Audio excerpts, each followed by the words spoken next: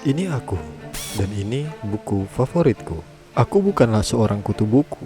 Aku gemar menatap layar untuk menghabiskan waktu. Aku menemukan buku favorit pertamaku saat aku duduk di sekolah menengah pertama. Novel yang berjudul The White Tiger, 2008, karya Arifin Aditya. Setelah The White Tiger, aku mencoba membaca buku selanjutnya, namun perasaan tidak sama sehingga aku kehilangan minat membaca. Sampai aku menemukan video ini. Connecticut State University, di mana direportaskan hanya 0,001% dari masyarakat Indonesia yang mempunyai minat baca buku. Yap, 0,001%, 1 dari 100.000. Jadi kalau kita terima informasi ini, 0,001% dikali jumlah penduduk Indonesia yang 270 juta orang, hanya 2.700 orang yang rajin membaca. Setelah lama aku tidak menemukan jawaban bagaimana caranya menumbuhkan minat baca. Kalau selama ini aku tidak kunjung bertemu dengan jawabannya, mungkin selama ini aku menanyakan pertanyaan yang salah. Pertanyaannya harusnya bukan bagaimana menumbuhkan minat baca, pertanyaannya harusnya bagaimana cara menumbuhkan minat. Tanda tanya, titik. Kalau kita tahu minat kita apa, kita akan menggali informasi apapun yang ada kaitannya dengan minat tersebut termasuk lewat buku. Setelah aku mengetahui apa yang menjadi minatku, aku mencari segala informasi. Aku mencari lewat video how to, video edukasi, audio podcast, sampai perasaan tidak puas pun muncul. Yang mengubah mindset finansial gua, yaitu The Psychology of Money by Morgan Housel.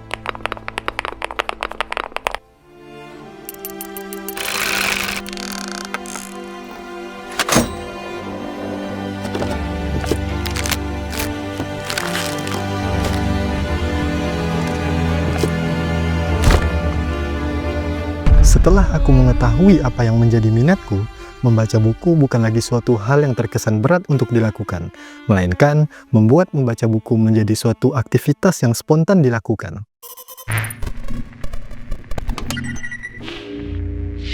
Mungkin ada beberapa pertanyaan yang muncul di kepala kalian. Apakah harus membaca buku untuk mendapatkan informasi? Emang baca buku bisa apa? Emangnya di Indonesia bisa menyediakan infrastruktur perpustakaan? Oke, saya jawab dulu pertanyaan yang pertama. Pembahasan terhadap medium itu, pengaruh atau tidaknya terhadap daya penyerapan kita pada suatu materi, itu bisa jadi topik tersendiri, jadi kita move on aja. Poinnya adalah, kalian harus tahu motif kalian baca buku. Kalau kalian tidak suka filosofi stoik, mau sampai kapanpun kalian konsumsi meditation Marcus Aurelius, juga kagak mungkin kalian selesaiin itu buku. Kalau kalian tidak suka geopolitikal, sampai kapanpun kalian konsumsi The Great Depression, kagak mungkin juga selesai. Tuh kalian sebelum membaca, tanya ini dulu kepada diri kalian. Apa minat kalian? Apa motifnya? Apa objektifnya? Lalu, dari sana coba kalian cek prolognya. Apakah prolognya sama dengan apa yang kalian mau capai?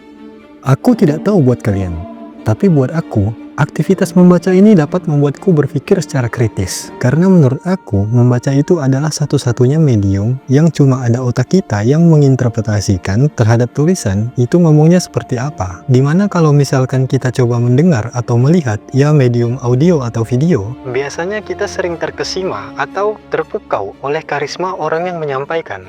Jadi kadang-kadang ada biasnya. Sedangkan ini, ya cuma ada kita dan tulisan tersebut kan? Cuma otak kita yang bisa menginterpretasikan tulisan tersebut seperti apa dibawakannya. Oke, kita lanjut di pertanyaan kedua. Apa manfaat dari membaca buku? Buku itu banyak banget manfaatnya. Dari membuat kita berpikir secara kritis, sampai memperpanjang angka harapan hidup. Dimana, FYI angka harapan hidup di Indonesia itu hanya sampai 72-74 tahun. Kita lanjut di pertanyaan ketiga. Emangnya di Indonesia bisa menyediakan infrastruktur seperti perpustakaan? Kalau kita pakai indikator ekonomi yang paling generik, yaitu GDP atau bahasa Indonesianya PDB, di Asia Tenggara ini, kita itu nomor 1 loh. Tapi kita malah ranking 60 dari 61 negara. Well, jelasnya kagak fair, karena banyak dari mereka yang sudah menjadi developed country, di mana kita masih developing. Terbukti dengan mereka yang GDP-nya lebih rendah, minat baca bukunya bisa lebih tinggi dibandingkan kita. Ini ada kaitannya dengan Indonesia Emas 2045 menuju developed country. Kalau kita double klik dengan kata perpustakaan, terlihat di data yang disajikan di tahun 2018, perpustakaan kita tuh ada sampai 164.610. Di kota kita sendiri, Mempawah, kita memiliki perpustakaan daerah. Berdasarkan visi pemerintah tahun 2019 sampai dengan tahun 2025, yakni menjadikan Kabupaten Mempawah yang cerdas, mandiri, dan terdepan. Maka perpustakaan daerah Kabupaten Mempawah merupakan salah satu sarana yang disediakan oleh pemerintah Kabupaten Mempawah guna meningkatkan kecerdasan masyarakat yang meliputi kecerdasan intelektual, spiritual, personal, dan sosial yang pada gilirannya bertujuan mewujudkan kualitas sumber daya manusia di Kabupaten Mempawah. Jadi, aku rasa dari sisi yang berwenang juga melakukan aksi.